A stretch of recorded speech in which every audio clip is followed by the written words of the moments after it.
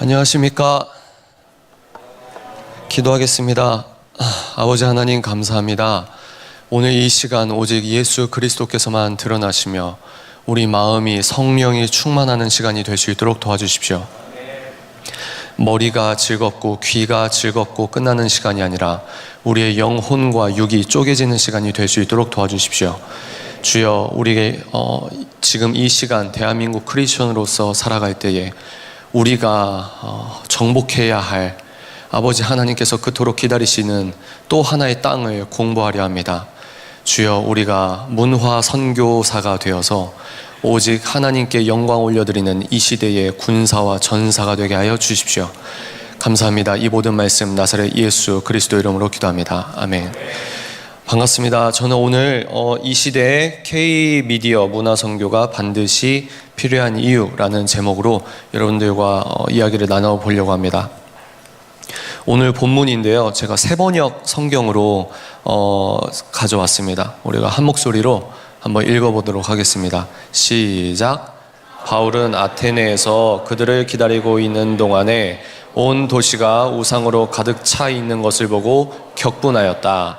그래서 바울은 회당에서는 유대 사람들과 이방 사람들과 더불어 토론을 벌였고, 또한 광장에서는 만나는 사람들과 날마다 토론하였다. 아멘. 아멘이십니까? 여기에서 중요한 건 뭐냐면, 사도 바울이 사도행전 17장 부분에서는 후반부에서 바울이 어디 마을을 가죠? 아덴을 갑니다. 아덴이 우리말로 뭐죠? 아테네입니다. 그래서 제가 여러분들을 제2의 아테네 시민 같다 이렇게 말씀을 드리는 부분이 있어요. 왜 그러냐? 여러분들이 받고 계신 공교육 체계가, 여러분이 암묵적으로 배우고 있었던 공교육 체계가 그리스 아테네 이성 철학 위에 세워졌기 때문입니다. 그래서 여러분들도 모르게 여러분은 이성주의자처럼, 합리주의자처럼 생각을 하실 경향이 짙거든요. 그래서 사도 바울이 이 아테네에서 복음을 전했던 씬이라고 할까요? 이 씬이 오늘날 현대인 크리스천들에게 의미하는 바가 매우 클 것이다. 저는 그렇게 생각을 합니다. 그래서 여기 보시면 바울이 회당에서, 여기에서 뭐죠? 회당은 지금 여러분들이 앉아 계신 교회라고 생각을 하시면 될 것 같습니다. 그런데 사도 바울이 교회, 회당, 이때 당시 시대적 상황은 이제 유대교죠. 회당 안에서도 예수님을 전했고, 또 어디입니까? 교회 밖 광장에서도 예수 그리스도의 영광을 위해 열심히 토론하였다라고 나오고 있습니다. 그래서 우리가 오늘, 여러분들 이거 보시면은 도심이잖아요. 도심. 오늘 우리가 이 도심에서, 사도 바울은 교회에서 우리가 예배드리고 나누고 교제하고 여기서 끝나는 게 아니라 광장을 나가보니 외칠 수밖에 없는 상황을 사도 바울이 목도했다고 생각을 합니다. 그렇죠? 교회에서 우리가 예배 드리고 나서 세상 밖에 나가서 세상이라고 하는 광장을 보다 보니 내가 가만히 있을 수가 없어서 사도 바울이 복음을 선포하고 청자의 수준과 청자의 지적 수준, 문화 수준에 따라서 이 사람들에게 복음을 전할 수 있는 경론과 어떤 이성적 토론과 그 토론을 했던 목적은 복음을 전하기 위함이었거든요. 그래서 오늘 키포인트는 광장에서는 이라는 말입니다. K 문화 미디어 선교가 왜 필요하냐? 우리가 외쳐야 되는 광장에서의 분연한 목소리가 있기 때문이라고 생각합니다. 그래서 목차를 보시면 현실인식 잠깐 보고요. 그리고 미디어 문화 선교에 대해서 우리가 알아볼 테니까 이런 것들이 무엇인지 한번 제가 나름대로 정했던 내용들을 여러분께 보여드리도록 하겠습니다. 그리고 제가 저번에 했던 강연을 다시 하게 됐어요. 그렇지만 약간 살을 좀 붙였거든요. 그래서 그 핵심 내용은 아마 보신 분도 있을 텐데 똑같이 진행을 하게 될 겁니다. 그래서 비대칭 전략이란, 그리고 K부흥의 복음적 비대칭 전략 무기, 여기에서 제가 주목했던 건, 오늘 여러분께 도전을 드리고 싶은 건 크리스천 예술가입니다. 크리스천 예술가. 혹시 내가 크리스천 예술가다, 손 한번 들어보시겠어요? 좋아요. 좋아요. 내가 크리스천 예술가인지 모르는데 뭔가 예술가이긴 한 것 같다, 있으세요? 예술학과나 뭐 웹디자인이나 뭐 내가 취미생활로 포토샵 하는데 친구들이 너 되게 잘한다, 이런 친구 혹시 계십니까? 내가 인스타그램 팔로워가 좀 많다, 너무 거룩해서 손이 안 들어가요? 네, 좋아요. 오늘 크리스천 예술가에 대해서 한번 알아볼 텐데 여러 가지 이야기를 해드릴 텐데 여기 여러분 반가운 이름 있죠?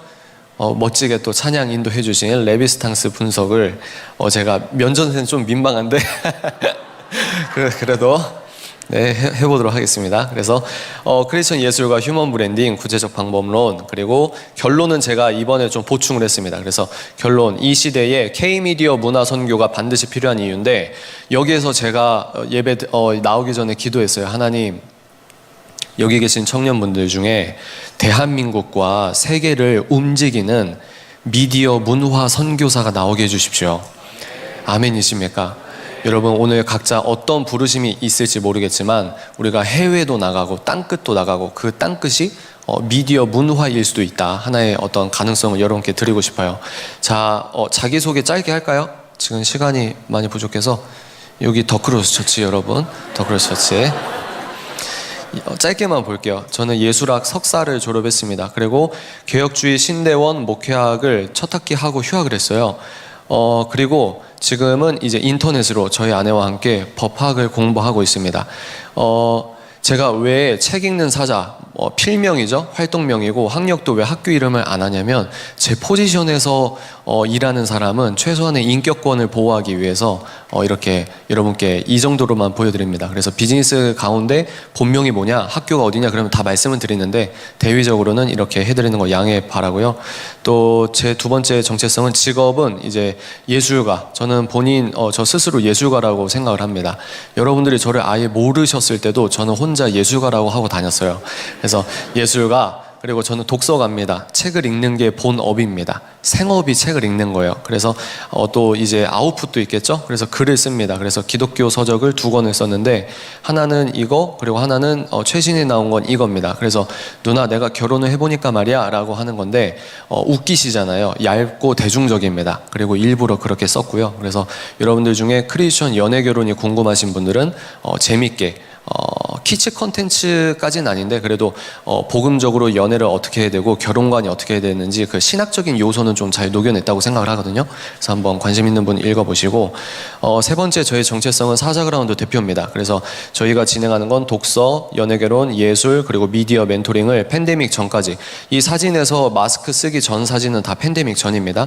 그래서 여러분 나이 또래예요. 그래서 이렇게 모여서 조별 모임도 하고, 또 조별 모임 제가 들어가서 조별 모임도 하고, 각각의 주제를 잡아서 여러분들이 꼭 읽으셔야 되는, 기독교 서적은 거의 안 골라요. 일반 서적 베스트셀러 중에 크리스천 청년들이 반드시 읽어야 되는 책들을 선정해서 이렇게 강남 부근에서 세미나실을 대관해서 진행을 했습니다. 그래서 이거는 이제 유튜브 멘토링이고요. 또 이런 식으로 쭉 진행을 했다. 그래서 소규모 그 클럽도 저희가 진행을 했었습니다. 2030 사자클럽, 유부녀 3040 유부녀 분들만 할 수 있는 우먼 살롱 소피아, 그리고 예술가 분들 모이는 트리플 A를 했는데 팬데믹 이후에 다 사양화 됐습니다. 그러나 일단은 보여드리는 거예요. 그래서 이분들은 현역 크리스천 예술가 분들입니다. 그래서 이런 장소에서 모여서 얘기를 하다가, 그리고 이거는 이제 해외 유학생분들 커피 타임이라고 해서 유학하셨던 분, 그리고 유학하셨다가 한국에 잠깐 들어오신 분, 그래서 같이 모이는 것 자체만으로도 힐링인 부분이에요. 그래서 이렇게 진행도 했고, 단발적으로는 극장이나 이렇게 홀을 빌려서 대관을 해서 진행을 했습니다. 여기 보시면 다 청년들이에요. 이거는 이제 제가 주인공이 아니고 이정훈 교수님을 모시고 한 거예요. 그러나 이렇게 많이 찾아와 주셨고, 이때는 이제 김지현 대표님 모시고 왔을 때 여기에 90%, 80%, 90%가 아마 MZ 세대입니다. 여러분 세대예요. 그리고 지금 이렇게 많이 모였다. 그리고 호텔에서 기도회를 하는 사진. 그리고 이거는 여러분들 여기 계신 분 모두 크리스천과 연애하고 결혼하시길 바랍니다. 네, 여기에서 이제 소개팅이라고 하긴 좀 그렇고 남자 여자분들이 모여서 이런 장을 만들었는데, 남자분들 진짜 테이블이 있으면 얘기할 때 꼭 이렇게 좀 외형적으로 아름다우신 분만 쳐다봐서 좀 난감했던 기억이 저요. 그래서 이제 팬데믹 때는 이제 마스크 쓰고 뛰어앉기도 했는데, 이게 도저히 여러분 여기 반가운 장소 보이세요? 너무 감사하게 장소를 대여해 주셔서 저희가 시작하기 전에 제가 맨날 걸레질하고 소독하고 이랬거든요. 약간. 그래서 이렇게 하다가 이거 만약에 이게 교회에 폐를 끼치면 안 되겠다 싶어서 얼른 나와서 이렇게 또 소규모로 진행을 했고 이렇게 했다는 거죠. 그래서 조별 모임도 하시고 이렇게 만남을 가지시고 이러다가 팬데믹이 너무 심해져서 모든 저희 사업을 온라인으로 돌렸습니다. 그래서 이건 최근 거예요. 최근 거. 이렇게 여러분들 읽으셔야 되는 책들. 이 역행자 같은 경우는 스테디까지 아니고 한 달 넘게 종합 베스트셀러에 있었죠. 근데 이분이 돈이 많아서 제가 선정한 게 아니고 이분이 학부가 철학이에요. 그래서 유물론적 관점으로 너무 이렇게 좀 세게 말하시는 게 크리스천으로서 필터링을 좀 해야겠다 싶어서 이렇게 선정을 하기도 하고, 여기는 이제 신경과학적으로도 왜 거룩한 삶을 살아야 되는 것이 우리가 육체적으로 건강한 것인지 하나님의 어떤 복음적 힌트를 찾는 어떤 시간들이었습니다. 그래서 이런 식으로 진행을 했다. 쭉쭉 진행했고 홈페이지도 있다. 그리고 제 네 번째 정체성은 온라인 콘텐츠 창작가입니다. 네이버 포스트에서 이제 글로 제가 글 써서 저를 선택해 주신 분이 뭐 5만 명이다 뭐 이렇게 되는 거고, 여러분들이 저를 잘 아시는 건 유튜브입니다. 그래서 유튜브 메인 사진 또 그리고 마지막에 이제 외부 강연 불러주시면은 뭐 열심히 전국적으로 열심히 다니면서 여러분들께 이러저러한 이야기를 하고 있습니다. 자, 여기까지가 제 소개였고, 현실인식 보도록 하겠습니다. 지금 여러분들이 교회 안에 있지만 지금 대한민국 20대 중에 10명 중 약 1명 정도만 기독교인이에요. 대략적으로. 여러분들이 여기에서 예배 끝나고 이제 밖에 나가시면 여러분 주변 9명이 넌크리스천입니다. 여러분들이 옳다고 하는 걸 여러분 주변에 9명은 소설이나 신화적 요소로 여겨요. 그죠? 그런데 요즘에 더 암울한 게 뭐냐면 비동의하는 것에 끝나는 게 아니라 이제 우리 기독교를 혐오하는 시대로 가고 있습니다. 이런 상황에서 남자와 여자의 갈등이 매우 심각하다. 남자분은 86%가 남자 혐오가 심각하다. 여자분들은 86%가 여자 혐오가 심각하다. 뭔가 지금 이상해요. 뭔가 이상해요. 아까 여러분 사도행전 보셨듯이 광장에서 일어나는 일이 뭔가 이상하다는 겁니다. 그리고 또 이런 남자 여자 혐오와 더불어서 지금 전 세계적으로 인구학 학자분들이 한국을 굉장히 주목하고 있어요. 전 세계적으로 우리나라 같이 지금 저출산율이 급진적으로 진행되는 데가 없습니다. 그래서 전국적으로는 0.5명 미만이라고 하는데 서울만 특정했을 땐 더 적다 이런 이야기도 있거든요. 그러니까 결혼도 안 하고 서로 혐오하고 뭐 이런 분위기가 팽배하고 있다고 생각을 해요. 그래서 인구 절벽. 그리고 여러분들 2030 비혼 동거에 긍정적이다. 결혼은 예배입니다. 아멘이십니까? 결혼은 혼인신고하고 법적인 효용만 있는 게 아니라 혼인신고도 하지만 하나님 앞에서 너와 내가 부부됨을 하나님 앞에서 선포하고 약속을 하는 거예요. 그런데 우리 MZ 특징이 뭐냐면 실용주의 이렇게 자칫 잘못 빠지다 보면은 우리가 예배와 이런 영광의 무게감과 예배의 무게감과 어떤 예배의 공공성이라고 할까요? 이런 것들을 너무 간과하고 넘어가는 건 아닌가. 이게 꼭 쿨하거나 이게 좀 내가 세련되거나 문화 얼리 어답터 같거나 이런 느낌을 가질 수가 있는데 여러분들은 그러시면 안 된다고 생각합니다. 그래서 지금 가족에 대한 정체성도 와해되고 있다.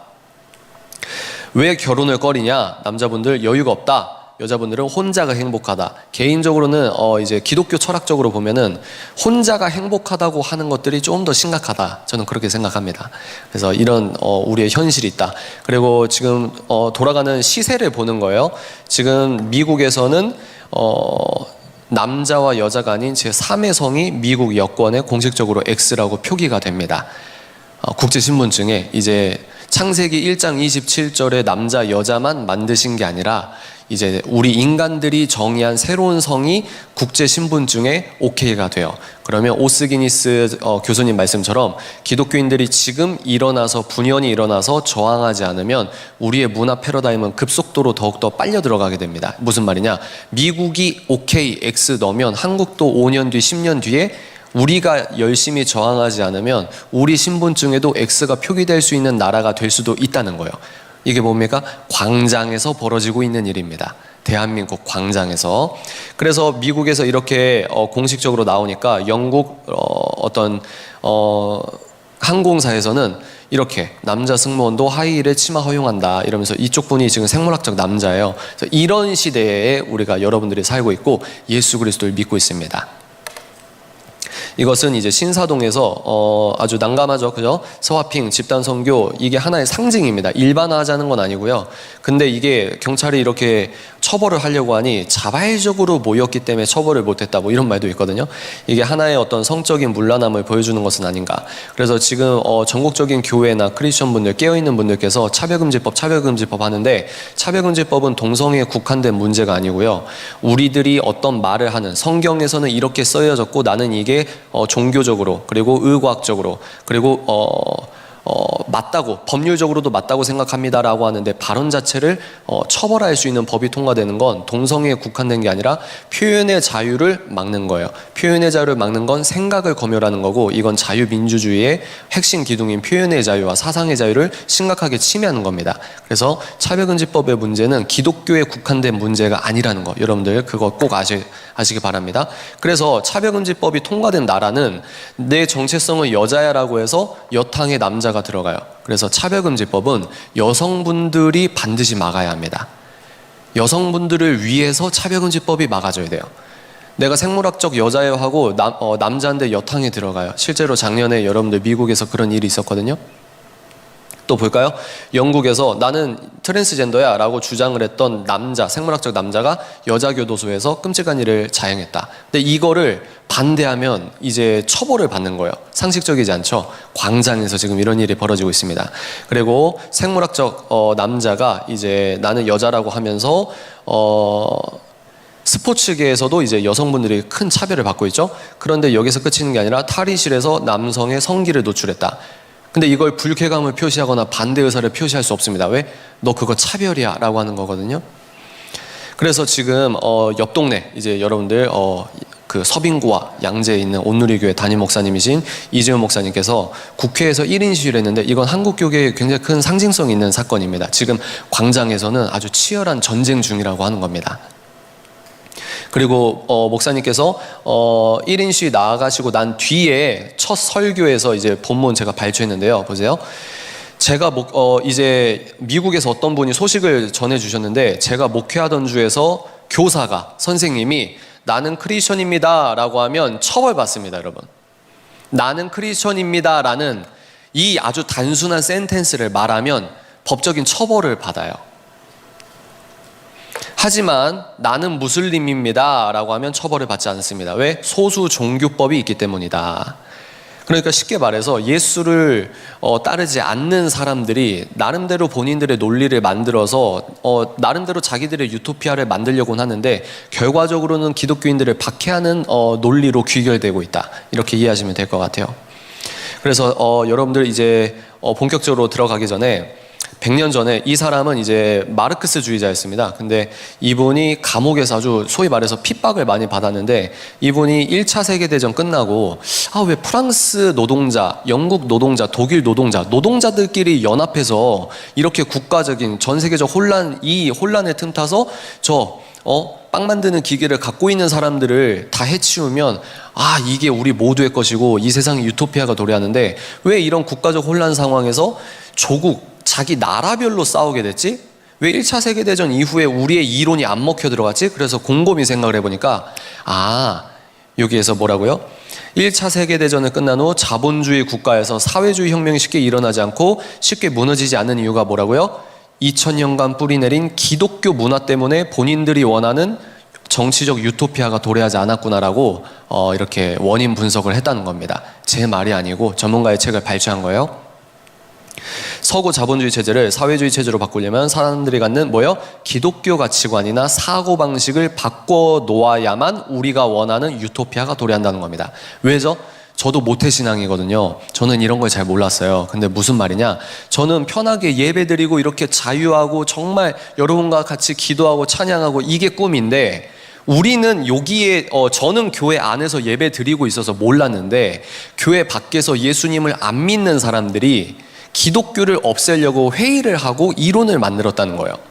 이게 뭡니까? 광장에서 벌어지는 일인데, 우리가 여기에서 넋놓고 그냥 기다리거나 바라보고만 있으면 점점점 우리가 편하게 예배를 드리는 이 예배의 자유도 침범하고 결국은 교회가 문을 닫을 수밖에 없는 상황이 도래할 수도 있겠다는 겁니다. 이를 위해 마르크스주의자들은 보세요, 문화, 우리가 문화를 오늘 공부하죠. 선전기관들, 여기서 신학교, 교회, 학교, 언론, 예능계, 할리우드, 이걸 장악해서 기독교적 문화를 바꾸는 긴 행진을 해야 한다고 보았다. 자, 호르크하이머는 문화가 단순히 경제적 문제에 의해 결정되는 사회 상부구조, 이 말이 어려운데요, 그 말입니다. 원래 마르크스주의는 하부구조가 경제였어요. 경제. 무슨 말이냐, 먼저 사람들이 일단 먹고 살아야 된다. 먹고 사는 문제가 가장 중요하고 이 빵을 먹는 것에 상부구조에 정치와 경제와 문화가 있는 것이다, 이렇게 이야기를 했거든요. 근데 호르크하이머는 그걸 바꾼 겁니다. 문화가 상부구조 하나의 카테고리가 아니라 문화는 엄청나게 중요하다. 문화가 엄청나게 중요하다. 얼마나 중요하냐면 여러분들은 지금 머리 스타일이나 패션이나 여러분들이 옳다고 생각하는 한국의 어떤 패션 문화의 영향을 받아서 여러분들이 오늘 그런 옷을 입고 온 거예요. 여러분들이 내가 어떤 이미지 문화의 영향을 받아서 여러분 미용실 가서 이거로 해주세요, 이거로 해주세요. 인스타그램 하는 거 뭡니까? 인스타그램 문화에 젖은 거예요. 문화가 그만큼 중요하다는 겁니다. 그래서 이 예수님을 왕으로 따르지 않는 이 사람이 뭐라고 했냐면, 뭐 비판 이론을 만들어서 결국은 서구 문명은 학술적으로 역사학적으로 기독교 성경 위에 세워진 사회 시스템이 서구 문명입니다. 서구 문명은 달리 말하면 자유민주주의고 대한민국이 지금 자유민주주의를 채택해서 돌아가고 있는 나라잖아요. 그래서 우리가 자유민주주의를 왜 지켜야 됩니까? 여러분, 왜 지켜야 되죠? 예배의 자유를 시스템적으로 지켜주는 사회 시스템은 지구상의 자유민주주의밖에 없기 때문입니다. 이해가 되시죠? 자유민주주의는 유토피아가 아니에요. 완벽하지 않습니다. 그럼에도 불구하고 우리가 이렇게 예배드릴 수 있는 자유를 확보하기 위해서다. 근데 예수님을 믿지 않는 사람들은 이 자유민주주의와 기독교를 파괴하는 것을 유토피아의 도래로 가장 중요하게 여기는데, 보세요. 이분이 뭐라고 했냐? 기독교, 가족제도, 가부장제, 자본주의, 권위, 도덕, 애국심, 관습. 여기서 관습은 다 기독교적 관습입니다. 그러니까 기독교를 없애야만 된다는 거예요. 100년 전부터 똑똑하다고 하시는 철학자와 이론가가 이런 내용들을 공부를 했다는 겁니다. 그래서 여기 재밌는 말이 나와요. 보세요. 기독교 문화, 특히 이거 여러분 한번 네 글자 한번 같이 읽어볼까요? 시작. 기독교 문화, 특히 성적 윤리를 파괴하고 전복하는 것을 목표로 삼아야 한다고 했다. 광장에서 이런 일이 벌어졌다는 겁니다. 마르쿠제 되게 유명하죠? 이것만 보도록 하겠습니다. 마르쿠제가 야, 노동자로만 안 된다. 노동자만 단결해서는 안 되고 뭐예요? 학생, 미성년자죠? 아동, 여성, 흑인, 성소수자 등이 이제 우리들의 타깃이 돼서 이 사람들을 이용해서 정치적 목적을 이용하자라고 하는 것들을 이야기하는 겁니다. 그래서 억압, 소외 이런 거 여러분들 많이 들어보셨죠? 그래서 여기에서 이제 PC주의가 나오고 소수자를 차별하는 미국의 주도 세력이라고 하는 거예요. 자신들을 옳고 정당하다는 것이다. 여기서 보시면 언론, 영화, 음악, 연극, 문화, 기독교계, 신학교, 교회, 기독교 단체 곳곳에 들어가라는 거예요. 곳곳에 들어가. 너 PD 돼. 너 교수 돼, 너 총장 돼, 너 국장 돼, 너 어디 들어가, 선생님 돼, 너 신학교 들어가. 왜요? 그 목적이 뭐라고요? 기독교 문화를 전복하는 것이 이 사람들의 목표였다는 거예요. 광장에서 100년 전에 이런 일이 일어났다는 겁니다. 자, 이 이론을 여러분들이 간단하게 보셨으니까 이 다음에 이제 벌어지는 뉴스를 한번 보십시오. 지금 성상품화가 문제지 않습니까? 여러분 보시는 유튜브에서 19금 영상이 수두룩하다. 룩북 아세요? 룩북? 홈쇼핑 하시는 분들이 룩북. 이제 탈의실이 아니라 카메라 렌즈 앞에서 옷을 갈아입으세요. 아세요? 그게 미성년자분들도 얼마든지 볼 수 있거든요. 그리고 요즘은 예능이란 이름으로도 너무 외설적인 내용들이 많이 나오고 있는 부분입니다. 그리고 폭력성, 선정성 논란에도 시장 확산이 되고 있다. OTT 플랫폼 때문에 지금 아주 문제가 되는 거죠. 그래서 OTT 플랫폼에서 왜 그렇게 자극적인 콘텐츠가 나오는 거냐면, 옛날에는 SK와 티빙만 싸우면 됐어요. 근데 팬데믹 이후에 어떻게 됐죠? 국제적 플랫폼이 한국에서 같이 들어왔어요. 컨텐츠의 FTA가 체결된 거예요. 그래서 이제 웨이브가 티빙이랑만 싸우고 뭐 SBS와 싸우고 이게 아니라 이제 웨이브가 어디서 싸워요? 넷플릭스와 싸우고 아마존 프라임과 싸우고 애플과 싸우고 이래야 돼요. 그래서 소비자들이 너무 볼 게 많으니까 어떤 거를 볼까 고민하다가 외설적이거나 자극적이거나 이러면 뭐죠? 화제가 있잖아요. 화제성이 있잖아요. 그러니까 자기들의 장사와 마케팅을 위해서라고도 제가 추론을 하는 부분이에요. 이거 볼까요? 미국 많아지고 한드 흥하는 이유 지나친 PC주의 때문이다. 뭐 러시아가 이렇게 분석했다고 하는데 여기 보시면 그림이 슈퍼맨은 여러분 예수님을 희화화했던 캐릭터인 거 알고 계세요? 여간 이런 문화, 아무렇지도 않게 남자와 남자가 뽀뽀하는 이런 문화를 우리가 잠재의식 속에 계속해서 쌓이고 있다. 이런 이미지가 쌓이고 있다는 거예요. 그리고 이제 뭐 흑인 인어공주다, 라틴 백설공주다, 이거를 제가 여러분들이 미국에 있는 PC주의의 문화를 공부하지 않으시면 이런 얘기하면 너 그럼 백인 우월주의야? 이렇게 할 수 있어요. 그게 아닙니다. 그게 아니고 미국 문학에 있는 PC주의를 말을 하고 있는 거예요. 그래서 원작이 훼손있다, 안 했다. 그래서 지금 서구의 아이비리그에서 서구 문명을 공식적인 커리큘럼으로 정해서 가르치는 학교가 있을까요, 없을까요? 거의 없어요. 또 영문학과인데도 세익스피어 작품을 공부하지 않습니다. 왜 공부하지 않을까요? 백인 남자가 만들었다고. 광장에서 벌어지고 있는 일입니다. 자, 여기 보십시오. 여성, 비백인, 퀴어, 장애인, 소수자 아우른 오스카. 지금 헐리우드가 다 이런 편향적인 거 있는데 여러분들 이거 아까 어디에서 보신 거 같지 않으세요? 여성, 흑인, 퀴어, 장애인. 아까 제가 뭐라고 했죠? 마르쿠제가 수십 년 전에 뭐라고요? 기독교 문화를 전복하기 위해서 누굴 이용해야 된다? 미성년자, 여성, 흑인, 퀴어. 이해가 되십니까? 지금 우리 미디어에서 이런 일이 벌어지고 있다는 겁니다. 그리고 넷플릭스에서는 아예 성소수자 제작진이 포진해 있다. 이런 세상이 있습니다. 그리고 레즈비언 부부 키스씬의 버즈 라이트이어, 이거 혹시 보신 분 계십니까? 14개국 상영이 금지됐는데 한국에선 당연히 상영이 됐겠죠. 그리고 이런 디즈니나 지금 미국의 이 자본, 문화 자본력이 한국을 주목하고 있다. 그 말은 뭐냐? 여러분들께서 에베소서 6장에 나온 성령의 전신갑주를 어디서 취해야 될까요? 교회에서 취해야 될까요? 여러분들 집에 가서 소파에서 스마트폰 할 때 취해야 될까요? 사탄도 효율과 능률을 따지지 않겠습니까? 여러분들 이렇게 충실하게 성실하게 예배 드리실 때 사탄이 여러분 공격할까요? 할 수도 있어요. 그런데 우리가 정말 영적으로 무장해야 될 때는 여러분들이 예배 끝나고 스마트폰 화면이 열 때입니다. 동의하십니까?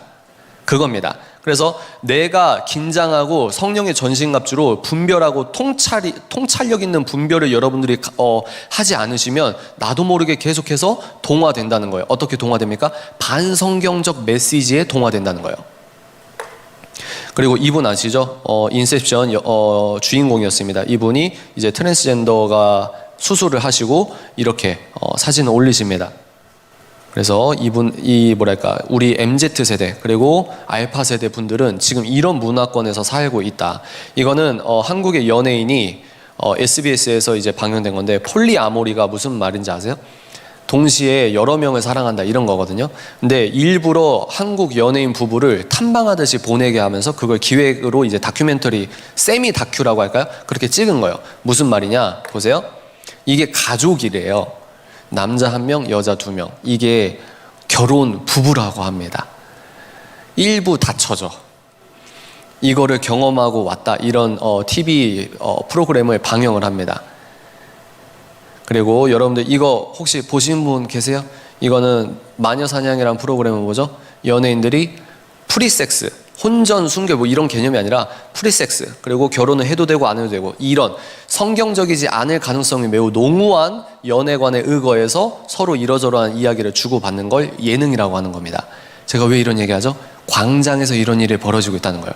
그러면 사도 바울이 2000년 뒤에 한국에 왔을 때 교회에서 설교도 하시고 뭐요? 광장을 가보니 이게 무슨 일이지? 라고 했을 때 사도 바울은 당연히 이 광장에서 이 반성경적인 문화를 보고 반드시 어떤 액션을 취했다고 하는 겁니다.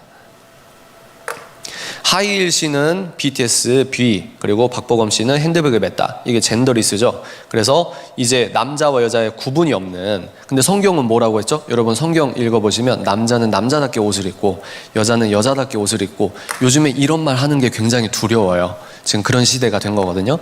그리고 여러분 조엘 롤링 아시죠? 해리포터 조엘 롤링이 캔슬 문화의 표적이 된 이유 중에 하나가 뭐냐면, 이분이 지금 껴안고 있는 이분이 영국의 연구원인데 트위터에 한 줄 썼습니다. 남성은 여성이 될 수 없다. 트윗 한 줄 썼는데 해고당했어요. 차별금지법. 그래서 이분이 나 이거 말도 안 된다 해서 법원에서 이거를 고소를 했는데 1심 판결문이 아주 가관입니다.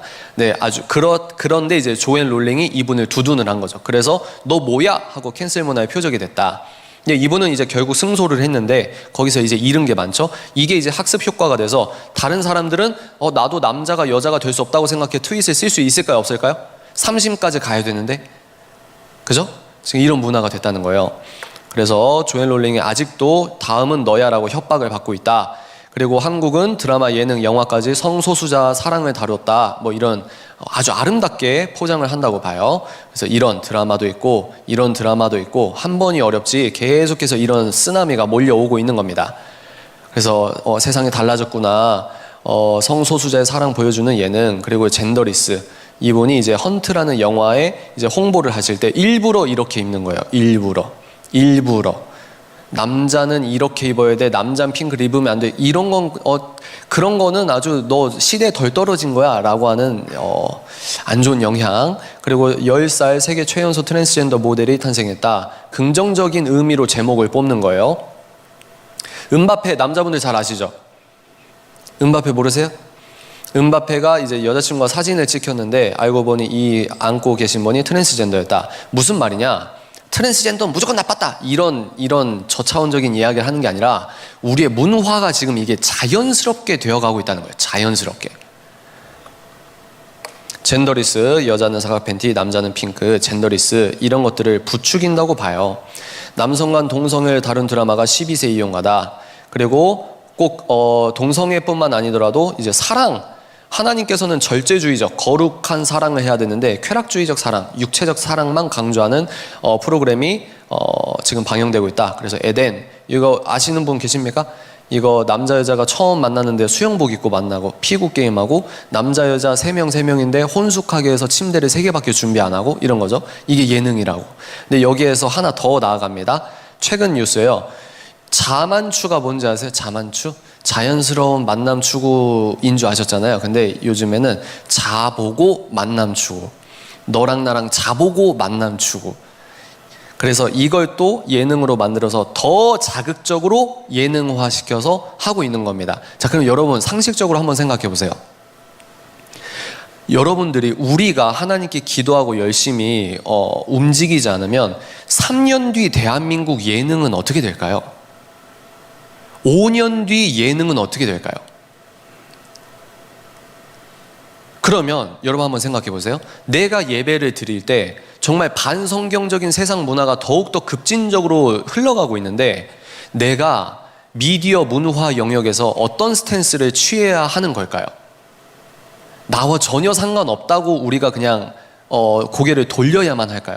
진지하게 한번 생각해 보시라는 겁니다. 그래서 루카치는 한 국가 내에 존재하는 전통적인 성 도덕을 파괴한다면 해당 국가의 전통 문화와 기독교 신앙을 파괴할 수 있다는 걸 깨달았다. 아까 제가 여러분께 보여드렸습니다. 루카치라고 해서 헝가리 교육부 차관이 있었거든요. 이분이 뭐라고요? 기독교 문명 때문에, 서구 문명 때문에 우리가 원하는 세상이 오지 않아. 그래서 뭡니까? 기독교 문화, 특히 성 도덕을 파괴해야 된다. 거룩과 절제를 파괴하고 쾌락을 쫓아가는 것이 세련됐다고 포지션해야 된다. 그렇기 때문에 너 PD가 돼, 너 기자가 돼, 이렇게 되는 거거든요. 그리고 이분들이 이론을 만든 이 이론 위에 사회과학이 세팅이 됐을 가능성이 농후합니다. 그래서 지금은 여러분들이 아이비리그나 미국에 유학 가실 때 아무런 이런 공부 없이 아이비리그 가시거나 사회과학 공부하시면 썬데이 크리스천이 되거나 안티 크리스천이 될 가능성이 매우 커요. 왜? 이 구조 자체가 그렇습니다. 제가 오늘은 이 얘기하는 시간이 아니라서 빨리빨리 넘어갈게요. 그러면 왜 이야기를 하고 있냐? 하나만 더 볼까요? 문화 미디어 선교가 왜 필요하냐?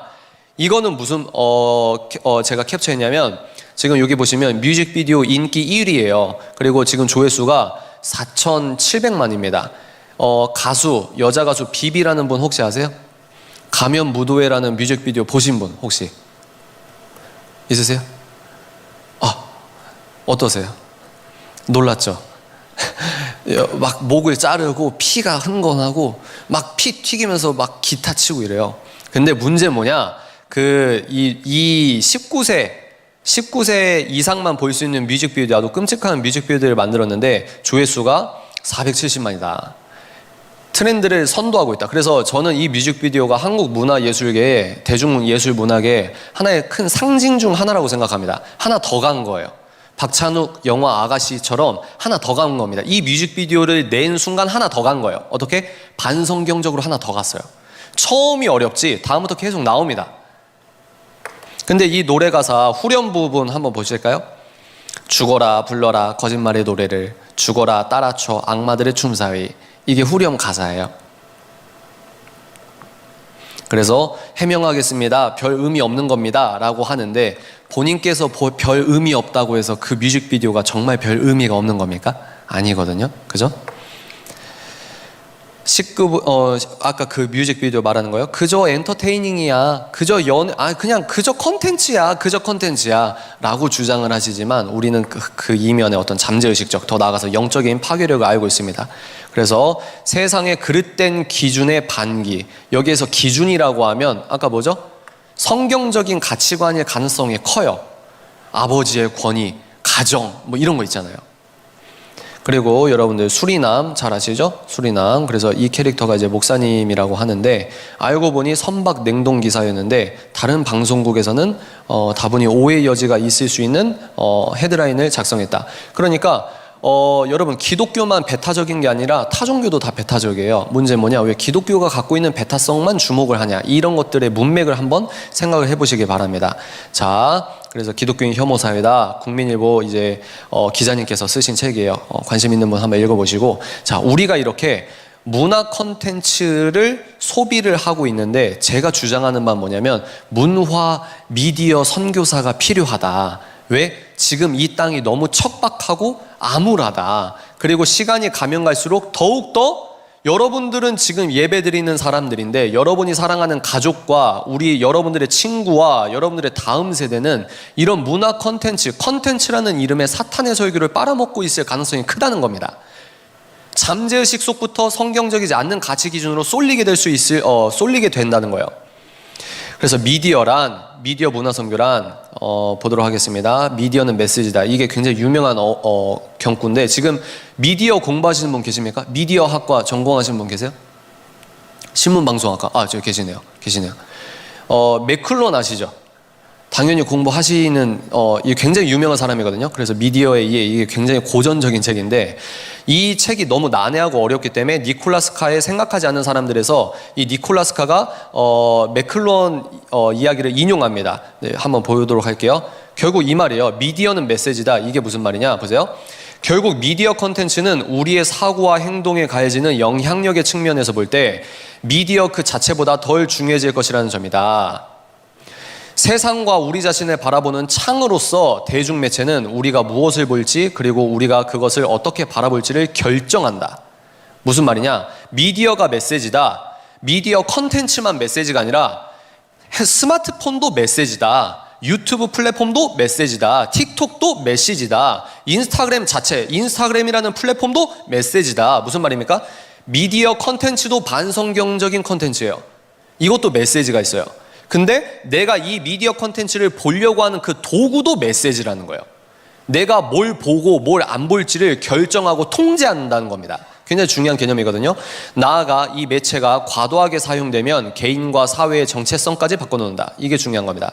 그러니까 예수를 믿지 않는 사람들이 기독교적이지 않는 책에서 뭐라고 얘기하냐면, 이런 것들을 보면 너희들의 정체성이 바뀌어, 너희들의 생각이 바뀌어, 이렇게 얘기하는 거예요. 맥클루어는 기술의 영향력은 의견이나 개념 수준에서 일어나는 것이 아니다라고 했다. 오히려 이 영향력은 인식의 방식을 꾸준히 아무런 저항 없이 바꾸어 놓는다. 이게 되게 중요한 겁니다. 여러분들이 영화를, 이건 내 취미 생활이니까 아무렇게나 보면 안 된다는 거예요. 뭐라고요? 여러분들이 영적 무장해제를 완전히 무장해제해서, 이게 사탄의 설교인지도 모르고 이 컨텐츠를 만든 컨텐츠 창작자가 예수를 따르지 않고 오히려 성경적이지 않은 것들을 옳다고 선이라고 여기면서 그 기획 의도와 창작 의도로 영화를 만들고 뮤직비디오를 만들고 가사를 썼는데, 우리가 이거는 그냥 문화일 뿐이니까 하면서 나도 모르게 계속해서 잠재의식 속에서 이 컨텐츠를 쌓아놓고 있으면 어떤 거라고요? 인식의 방식을 꾸준히 아무런 여러분들의 영적 저항 없이 여러분들을 바꾸고 있다는 거예요. 뭐가? 문화가. 미디어가 신경책의 그 자체의 마법을 부리거나 장난을 친다. 그래서 너는 최 행사자 너는 왜 매세 그렇게 극단적이야 라고 하실 수 있는데, 이분이 뭐라고 했냐, 그러다 결국 기술 자체는 중요하지 않다고 판단한다. 스마트폰은 스마트폰이지 무슨 스마트폰이 메시지야, 유튜브 플랫폼이 무슨 메시지야, 넷플릭스 플랫폼이 무슨 메시지야. 우리는 오로지 중요한 것은 그 기술을 어떻게 사용하는가라고 스스로에게 말한다. 이는 자만심에 빠져 이미 일종의 통제를 받고 있음을 보여준다. 얼마나 무서운 말인지 모릅니다. 알아차리지 못한 상태면 너는 이미 통제를 받고 있어, 이 말이에요. 두 번째, 중립적인 컨텐츠는 없습니다. 이게 굉장히 중요해요. 여러분 보세요. 컨텐츠는 중립적이지 않습니다. 컨텐츠 창작가 자신이 중립적이지 않기 때문입니다. 사람은 반드시 하나님께로 속한 자, 하나님께 속하지 않은 자, 두 가지 중에 하나예요. 동의하십니까? 예수를 왕으로 모시지 않은 컨텐츠 창작가가 내가 이걸 옳다고 말하고 싶어, 나는 이게 아름답다고 생각해, 어떤 창작을 하는데 우리는 그 창작품을 너무 중립적이라 생각하고 아무렇지도 않게 소화한다는 거예요. 즉 예수를 왕으로 모시지 않는 사람들의 컨텐츠 기획에도 본질적 메시지는 반성경적일 가능성이 매우 동호하다. 보는 이의 관점에 따라 달리 소화할 수도 있다는 상대주의적 반론이 있을 수도 있으나 인간의 죄성과 미혹의 과정을 모르는 주장이다. 주님께서 뭐라고 했습니까? 너 어떤 영화를 보든 기독교적으로 재해석해서 소화해, 이렇게 말씀하셨어요? 아니에요. 뭐라고 하셨습니까? 악을 피하고 떠나라고 하셨습니다. 웬만하면 안 보는 게 좋다는 거예요.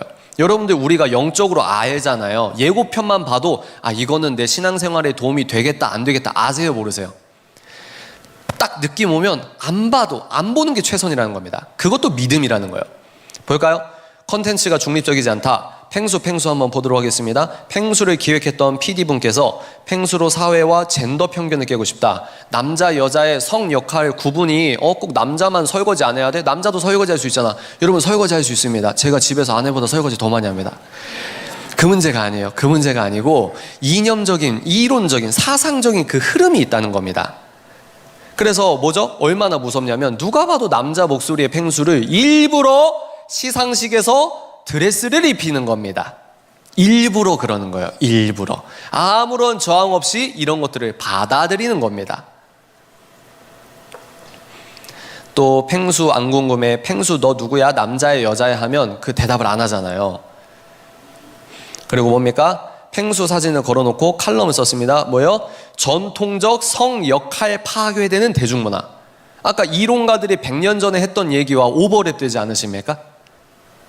이런 목적이 있다는 거예요. 그러면 이 세상의 모든 PD가 기독교 없앨 거야 이럴까요? 아니에요. 뭐죠? 이분들이 밑줄 치고 공부하고 아까 제가 뭐라고 했죠? 이 사회과학의 구조 자체가 성경 친화적이 아니라 성경을 약간 좀 미워하는 어떤 구조의 어떤 영향력이 있다는 겁니다. 자, 두 번째, 예술이라는 은하에서라는 책이 있습니다. 박찬욱 감독, 여자분들 중에 박찬욱 감독 싫어하는 분 되게 좀 많으실 것 같은데 이 감독이 인터뷰한 내용을 제가 그대로 발췌했습니다. 어떤 이성적인 생각을 드러내놓고 강요하기보다는 무슨 말이냐, 내가 영화를 찍는 건 내가 관객들에게 하고 싶은 이야기를 직접적으로 강요하기보다는 감각적으로 자극을 주고 은유적으로 메시지를 전달하고 싶다, 이 말이에요. 관객들은 잔인한 행동에 왜 자신들이 통쾌감을 느끼는지, 그것은 자신들 역시 악하기 때문인지, 아니면 그런 감정이 과연 잘못된 것인지 하는, 보세요, 선악에 대한 질문을 던질 수도 있다. 영화 감독이 영화를 만드는데 잠재의식 속에 감각적으로 자기 메시지를 전달하고 싶은데 그 영화를 보는 관객들이 뭐예요? 선악에 대한 걸 생각하게 한다고?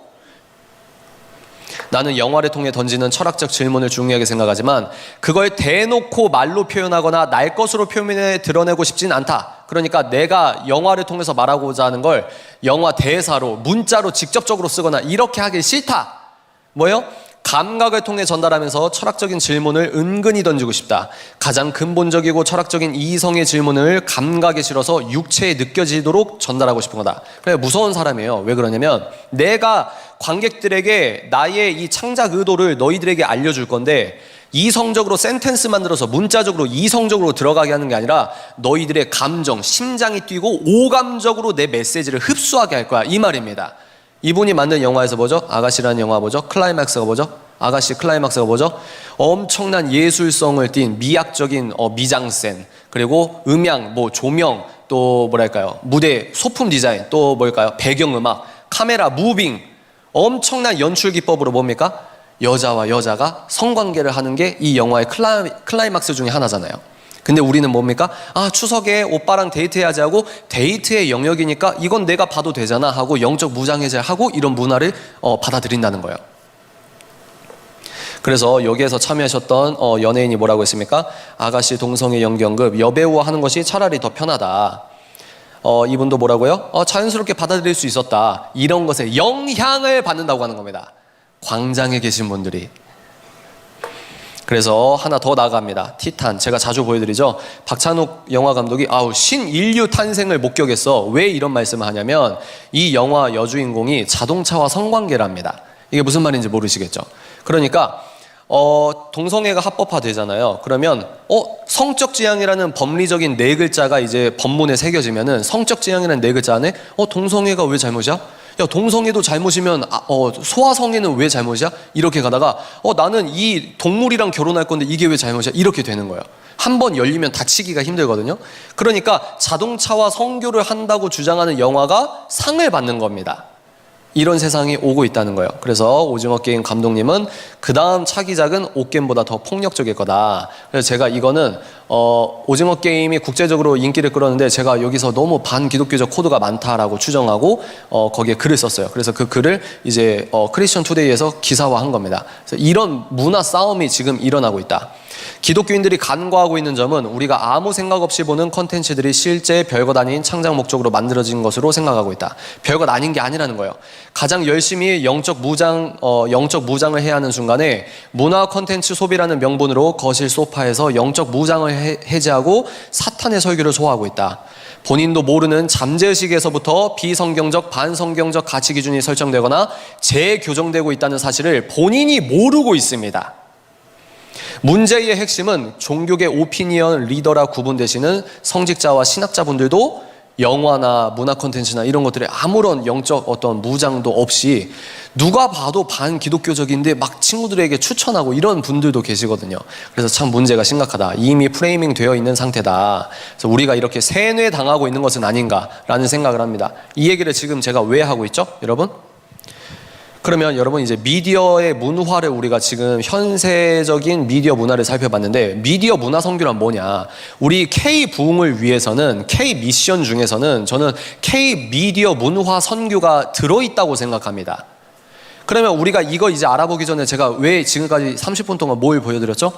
지금 여러분들이 보고 있는 현실 미디어 문화 세계의 생태계를 보여드리고, 그 다음에 미디어 문화 선교란 저는 뭐라고 생각하냐? 미디어라는 땅에서, 이게 중요합니다. 여러분, 땅이 실제 물질적인 땅도 있겠지만 저는 미디어도 하나의 땅이라고 생각합니다. 동의하십니까? 미디어라는 땅에서 복음 또는 복음적 가치를 전하고 지키는 것에 부르심을 받은 사람 또는 공동체의 포괄적 활동이다. 제가 이렇게 얘기했는데요. 다시 한번 바울의 이야기를 한번 보도록 하겠습니다. 바울은 회당에서는 유대 사람들과 이방 사람 예배자들과 더불어 토론하였고, 또한 광장에서는 만나는 사람들과 날마다 토론하였다. 광장에서 토론할 사람이 필요합니다. 비대칭 전략은 뭐냐? 쉽게 말해서 그거예요. 중국, 여기 재밌는 뉴스를 봐야 여러분들이 안 졸리시겠죠? 미국에 이제 중국에서 달 뒷면에 우주선 쏜 거 아시죠?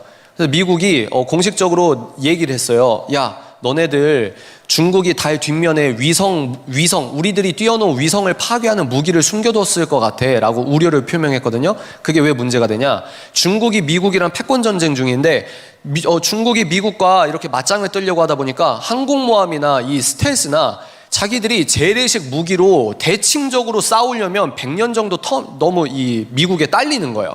그래서 야, 우리 이렇게 싸우면 승산이 없다 해서 미국도 아직 선점하지 못했던 부분을 우리가 비대칭적으로 개발을 하자. 그래서 5G 그리고 인공위성, 우주산업 이런 것들을 중국이 기술 굴기라고 하면서 우주 굴기라고 하면서 미국을 이기려고 했던 부분입니다. 그래서 트럼프 정권에서 뭐라고 했죠? 우주 방위대를 출범했잖아요. 기억나십니까? 그게 다 그런 국제적인 역학이 있는 거거든요.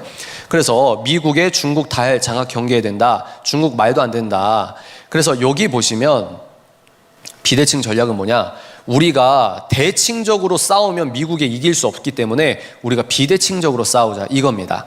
하나 얘만 볼까요? 그래서 여기 보시면 보세요. 만약에 중국이 미국의 상업 위성 하나 딱 고물로 만들어버리면 어떻게 됩니까? 미국 시민들의 신용카드가 먹통이 된다고 생각해 보세요.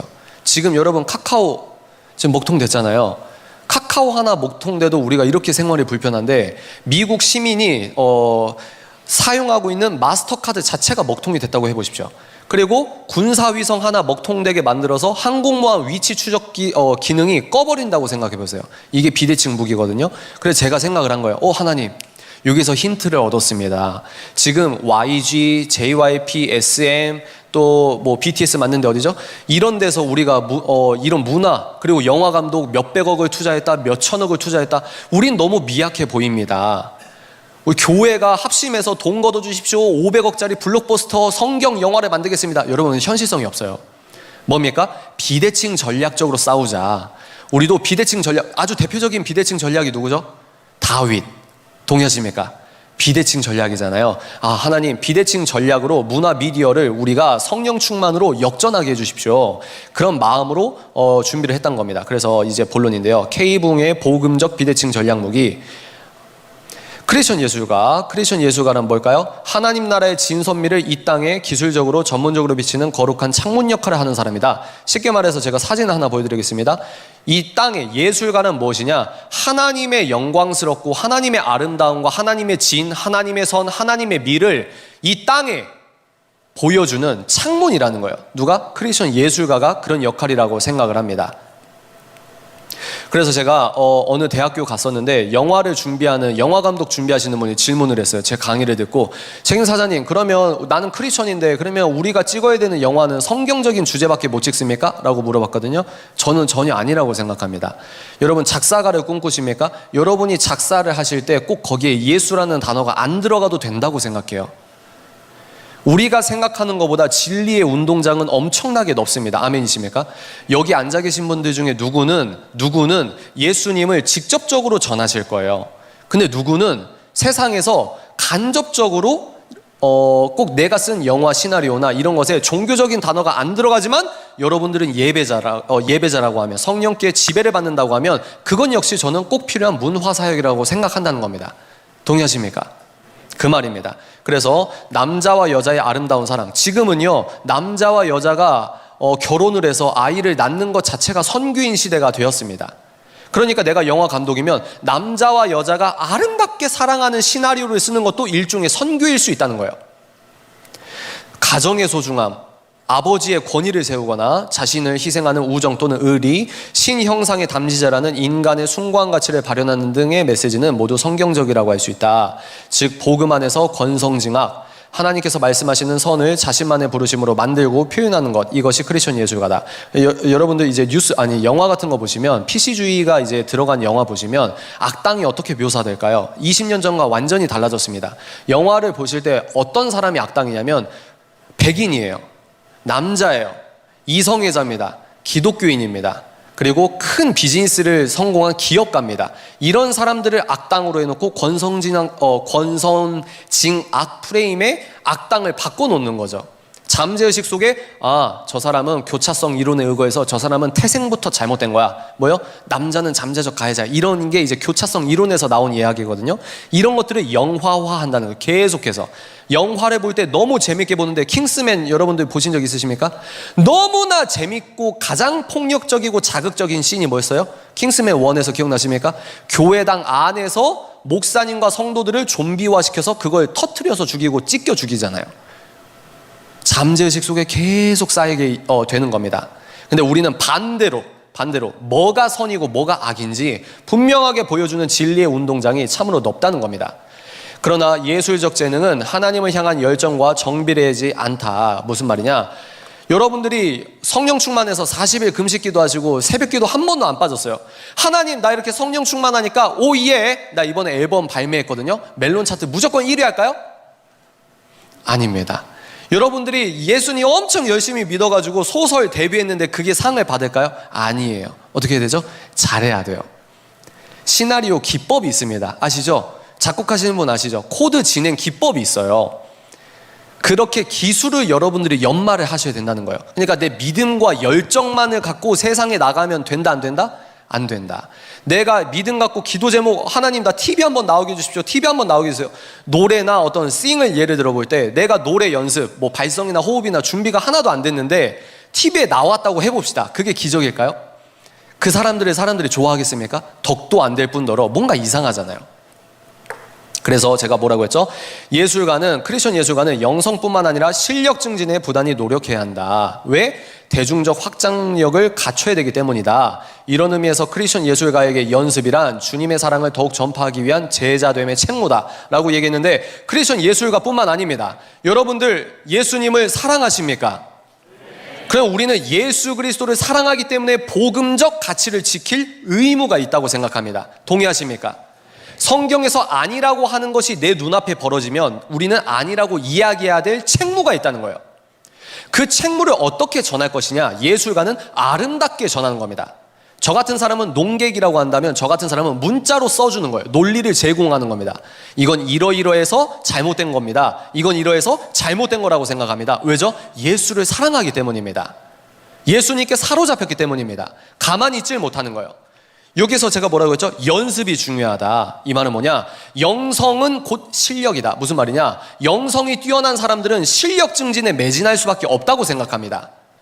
왜죠? 하나님을 사랑하기 때문입니다. 하나님을 사랑하기 때문에 더 노력한다는 거예요. 하나님을 사랑하기 때문에 더 연습한다는 거예요. 왜? 내가 하나님의 영광을 가리면 안 되기 때문입니다. 무엇보다 크리스천 예술가는 본인이 예배자인 동시에 크리스천 예술가라는 자각과 인정이 있어야 된다. 제가 몇 년 전에 예술가 멘토링을 해보니까요, 너무 안타까웠던 게 뭐냐면 크리스천 예술가인데 본인이 예술가인지 몰라요. 저는 전공이 이건데 저는 예술가라고 스스로 이 명함 파는 게 좀 쑥스러운데요. 아니요, 여러분들을 하나님께서 예술가로 부르신 겁니다. 아멘이십니까? 나는 공무원인데 무슨 내가 예술가예요? 아니에요. 공무원도 자기들이 이제 서류 작성할 때 하얀 A4 용지에 규격에 맞게 엑셀 파일 넣고 파워포인트 넣고, 여러분 이 작업 자체가 아무것도 없는 거에 문서를 만드는 것 자체도 창작일 수 있잖아요. 뭡니까? 본인이 어떻게 생각하느냐에 따라 다릅니다. 예배자, 하나님의 형상의 담지자가 인간인데 하나님께서 아담을 만드셨을 때 아직 때가 타지 않았던 아담이 맨 먼저 했던 일이 무엇입니까, 여러분? 이름을 짓는 거예요. 이름. 창작하는 겁니다. 여러분, 기린 하면은 진짜 기린은 기린처럼 생기지 않았어요? 그런 느낌 아시죠? 얼룩말 막 이런 느낌 아시죠? 우리가 아들, 딸 낳는 거, 우리가 개 하나, 강아지 하나 키운다고 해도 이 이름 짓는 게 얼마나 힘들어요. 근데 아담은 죄가 들어오지 않았던 예배자 그 자체였던 아담은 너무나 충만하게 온 세상 하나님의 생물과 만물의 이름을 다 창작했다는 거예요. 그 말은 무엇입니까? 여러분들, 이런 의미에서 우리 모두가 크리스천 예술가라는 거예요.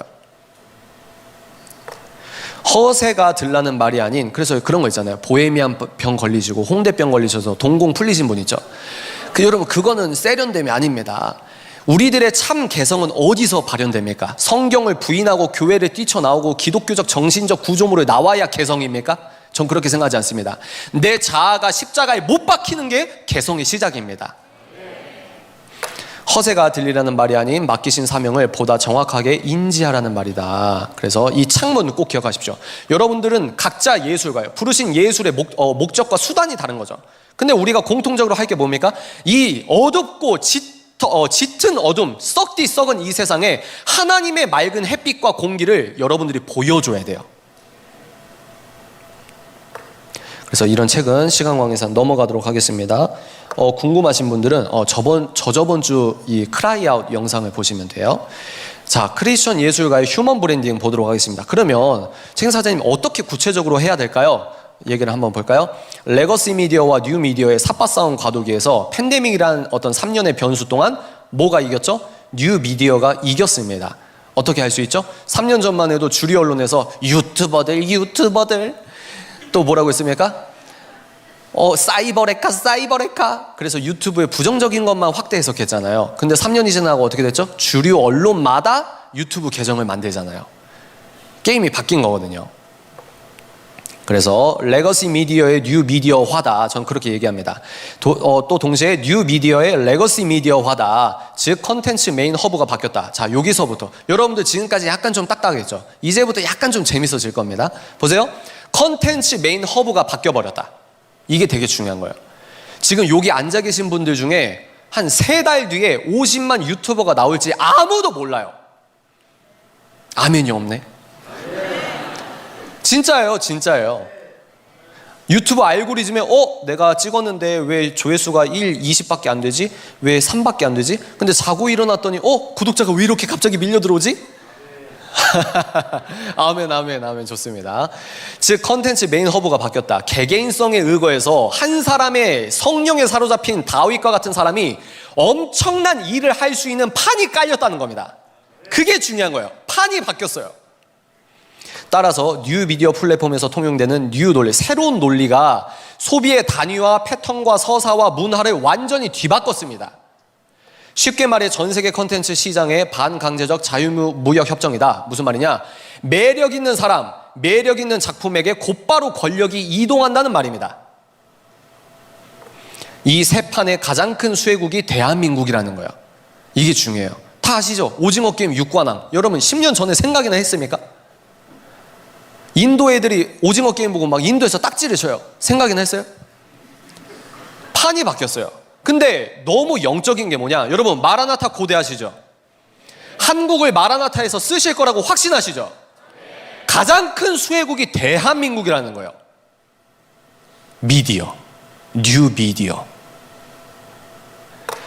그리고 저는 믿음으로 선포합니다. 가장 큰 수혜국이 대한민국이고 가장 큰 수혜 기관이 저는 대한민국 교회라고 생각합니다. 믿으십니까? 여기에서 이제 더 크로스 처치 성도분들의 이 성령의 자존감, 자신감이 이제 뿜뿜하셔야 돼요. 여러분들이 맡으신 전 세계적 어떤 미션이 너무 큽니다. 그래서 이런 책들 참고하시고, 자 보세요. 뉴 미디어 세상에서 어떤 일이 벌어졌냐. 우영우 여러분들 재밌게 보신 분도 계실 텐데 이 가운데 분이 유튜버예요. 그죠? 유튜버인데 드라마 촬영에 이제 자기가 이제 카메오로 출연을 했다고 해요. 자, 그러면 이 남자분은 유튜버입니까? 이 남자분은 배우입니까? 이 유튜버분이 자기가 채널을 관리한다고 하면 이 유튜버는 기획자입니까? 이 남자의 정체성이 뭐예요? 얘기할 수가 없는 시대라는 거예요. 왜? 지금 과도기이기 때문에. 그리고 진용진 씨 아세요? 여러분? 카카오 엔터로 들어가서 유튜버로 시작해서 이제 수억을 버시는 그런 분이 됐죠. 그리고 이분이 영화 아닌 영화를 본인이 시나리오 써서 만들었어요. 그러면 이분이 유튜버였잖아요. 근데 보세요. 기획자이면서 어떻게 됐냐? 최근 뉴스입니다. 부산국제영화제에 초대를 받았습니다. 그러면 이분은 영화 감독입니까? 유튜버입니까? 기획자입니까? 배우입니까? 이 말이 무슨 말이냐? 유튜브는 뉴 미디어 플랫폼은 블루오션이라는 거예요. 아직도 블루오션입니다. 왜? 내가 어떻게 기획하느냐에 따라서 지금도 너무나 아주 매력적인 작품을 만들 수 있다는 거예요. 문제는 뭐냐? 여러분들의 이 종교적 틀을 깨야 된다는 거예요. 그래서 이분 빠니보트를 아시죠? 그래서 이분도 조조소 이걸 시나리오를 만드시고 촬영 감독을 하시고 칸에 갔다. 칸. 그럼 이분은 여행 유튜버입니까? 영화 감독입니까? 그리고 뭐 이분도 이제 전속 계약했다. 그럼 이분은 계약을 매니지먼트에 계약했으니까 연예인입니까? 일반인입니까? 형언할 수 없다는 거예요. 규정할 수 없다는 겁니다. 지금 이게 무슨 말이냐? 기회의 시즌이라는 거예요. 내가 어떻게 나를 기획하고, 여기에서 이제 제가 너무 기획적으로 말하는데 뭡니까? 하나님께서 나를 뿜뿜 하시는 이것에 순종해서 내가 도전을 할 때 이 땅이 어디라고요? 내가 비행기 타고 열심히 복음을 전하는 것도 선교의 아주 중요한 책무입니다. 근데 뭡니까? 제가 뭐도 땅이라고요? 미디어도 땅이라고요. 그리고 이분도 이제 가전주부 이분도 계약을 했다. 그리고 이분 여러분들 아이폰 사기 전에 이런 거 검색 한번 해보시죠. 근데 이분 사회적 영향력이 엄청납니다. 200만이 넘잖아요. 그래서 이분이 실제 상품에서는 10기가라고 하는데 속도 아닌데 하고 이걸 보여줬어요. 유튜버 한 명이 증명을 해버리니까 사회 시스템적으로 시끄러워지는 거예요. 이게 뭡니까? 영향력입니다. 그래서 인터넷 속도 저하 방지법 발의, 법까지 발의, 또 삼성 담당자가 사과. 뭐예요? 지금 뭔가 달라지고 있다는 거예요. 달라지고 있다. 그래서 뭐 불금엔 치맥이지 케이푸드에 빠진 뉴요커. 그래서 그런 얘기 있잖아요. 프랑스에서 영화 심사하는 분들이 왔는데 우리 입장에서는 뭡니까? 어디 호텔 가서 무슨 식 이게 아니고 어떤 작가분이 프랑스 분들한테 와 그래서 중국집을 시켜줬더니 세상에 그렇게 열심히 먹더랍니다. 그리고 강원도 평창에서 올림픽 했을 때 가장 핫했던 음식이 뭡니까? 삭스핀이었나요? 양념치킨이에요. 양념치킨. 한국의 이 매력을 전 세계가 알아가고 있다. 그래서 영국도 대형 서점에서도 한국 열풍이고 한국 열풍이고 글로벌 한류 열풍을 집중 보도하고. 자, 사례를 볼까요? 이거 혹시 이 영상 보신 분 거룩하셔서 알고리즘 안 뜹니까? 뭡니까? 2개월 전 영상인데 제가 이걸 2주 전에 했던 거랑 다시 조회수 한번 확인해 보니까 200만이 늘었더라고요. 1300만. 2개월 영상인데 두 분이, 그리고 이 영지 씨인가요? 이분 집에서 촬영한다고 하더라고요. 그러니까 이게 여러분 바뀐 겁니다. 지금 게임이 바뀌고 있어요. 그래서 이 두 분은, 그리고 이거 아시죠? 범 내려온다 아시죠? 이것도 3년 전 영상인데 조회수 약 1700만이다. 그래서 이분이 이 앰비기어스 댄스팀 대표입니다. 공동대표인데 전 세계를 휩쓰는 범 내려온다. 주인공 예술감독이 전하는 춤의 정의. 그러니까 앰비기어스라는 뜻이 뭐죠? 뭐라고 정의할 수 없는, 애매모호한, 뭐라고 규정할 수 없는. 근데 지금 여러분 저 한번 보세요. 제가 유튜버입니까? 작가입니까? 아니면 뭐 기업가입니까? 뭡니까? 제가 입체적이잖아요. 무슨 말입니까? 여러분들도 충분히 지금 그런 시대의 도래가 됐다는 거예요. 여러분들 나는 예술가 아니니까 오늘 뭐 문화성교 저거는 내 얘기 아니겠지라고 하는 틀을 깨라는 겁니다. 자기 부인이 왜 힘든지 아세요? 자기 부인적 순종이 왜 힘든지 아십니까? 내가 옳다는 걸 꺾어야 되니까 힘든 거예요. 계속 볼까요? 그래서 런던에서도 이렇게 앰비기어스 이렇게 했다. 무슨 말이냐? 영상 하나로 세상이 달라질 수 있다는 말입니다. 그리고 개그맨 2명 메인 채널 구독자 227만 명. 이게 뭐죠 여러분? 쇼박스 구독 중이다. 좋습니다. 좋아요. 예. 부끄러워하지 마세요. 네, 그래서 올해 브랜드 대상을 탔다. 이런 것들입니다. 자, 그리고 2주 전 조회수 1억 7천. 한국 가수 뮤비가 유튜브 전 세계 뮤비 1위다. 이분을 위해서 포르쉐와 함께 작업도 하고. 그러니까 한 사람의 영향력 있는 문화 영향력이라고 할까요? 이게 얼마나 크게 작용하는 걸 우리가 알 수 있어요. 그래서 유튜브를 96%는 해외에서 시청한다. 지금 제가 레비스탕스 채널 관리자가 아니어가지고 모르겠는데 이 도표를 보면 한국에서 시청하신 분과 해외에서 시청하신 분 퍼센티지가 나와요. 그리고 연령별로 나오고 성별로도 나옵니다. 그러니까 이런 것들을 이제 관리하시는 분들이 보면 우리도 이렇게 되고 있구나, 이렇게 계산을 하고 기획할 수가 있겠죠. 자, 그리고 한국 컨텐츠, 넷플릭스 컨텐츠로 한류 글로벌화. 넷플릭스라고 하는 글로벌 플랫폼을 레일을 깔아주니까 한국이 갖고 있는 저력이 지금 폭발하고 있다. 이런 것들을 말씀드립니다. 넘어갈게요. 자, 그러면 이제 한국 교회는 이걸 어떻게 우리가 소화할 수 있겠냐 한번 보도록 하겠습니다. 기독교의 한정에서 말하자면 교회의 유튜브와는 곧 담장 없는 교회, 벽돌 없는 교회 시대를 열었다. 목회의 정의와 단위가 모두 바뀌었다 말할 정도로 기존 교계 패러다임을 뒤바꾸고 있다. 꼭 문화, 영화, 예술뿐만 아니라 기독교계도 지금 유튜브 때문에 너무나 큰 혁신적 변화가 이루어지고 있다는 겁니다. 그래서 몇 주 전에 사랑의 교회에서 전국에 5,000명이 넘는 목사님들이 한꺼번에 모였어요. 소위 말해서 공연 예술 단어로 얘기하면 매진이 됐습니다. 5,000명 받는다고 했는데 5,900명 오셨어요. 유튜브로 홍보하고, 그리고 또 여러 영향력도 있겠지만 이걸 무시할 수 없다는 겁니다. 그러니까 이제 메인스트림에서도 이렇게 다루게 되고요. 또 여러분 이게 누구십니까? 누구시죠? 우리 박호종 목사님이시죠? 여러분들도 그러니까 이게 있어요. 내가 이 바구니 안에 있으면 이 혁신의 변화를 잘 몰라요. 근데 지금 여러분들이 지금 72시간 예배 드린 건 저는 굉장히 큰 상징성이 있다고 봐요. 그리고 뭡니까? 여기 밑에 보시면 1000명 접수 시작하자마자, 소위 말해서 제가 이제 전공적인 단어를 쓸게요. 접수 오픈하자마자 1000명 매진이다 이 말이에요.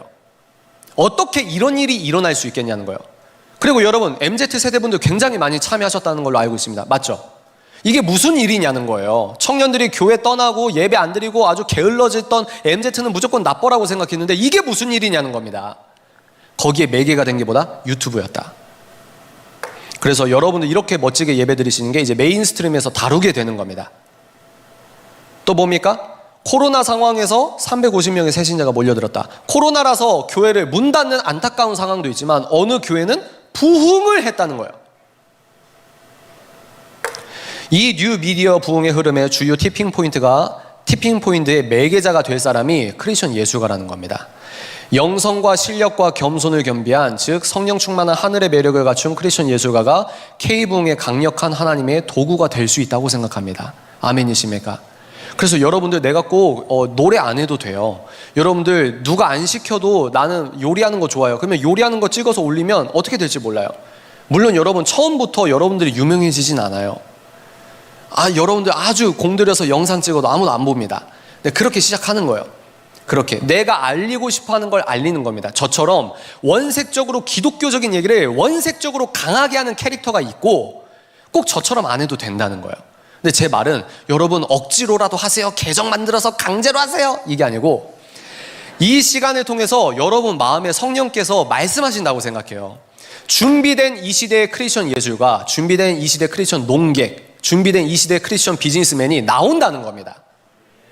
제한을 두지 말라는 거예요. 강력한 하나님의 도구가 누구다? K부흥의 여러분들이 그 도구가 될 수 있다는 겁니다. 이미 거대한 성벽을 쌓아 올린 세상 문화 자본을 이길 복음의 비대칭 전략 무기가 바로 여러분들이고 성령의 창작 활동이고 크리스천 예술가 누구? 하늘의 매력을 갖췄다. 우리는 매력은 사전적 단어가 사람의 마음을 이끄는 힘이 매력이라고 합니다. 그러면 사람의 마음을 이끄는 힘은 두 가지 종류가 있습니다. 뭐요? 사탄적인 힘이 있고 하나님의 힘이 있습니다. 우리는 사탄적 힘을 끌어들이면 안 됩니다. 뭐죠? 명예욕, 그리고 어떤 섹스 어필, 이런 게 아니에요. 음란이 아니에요. 거룩함, 경건함, 고상함, 담백함, 심플함, 하나님의 사람이 얼마나 매력적으로 세상에서도 통할 수 있는지 여러분들이 그렇게 쓰임받길 바랍니다.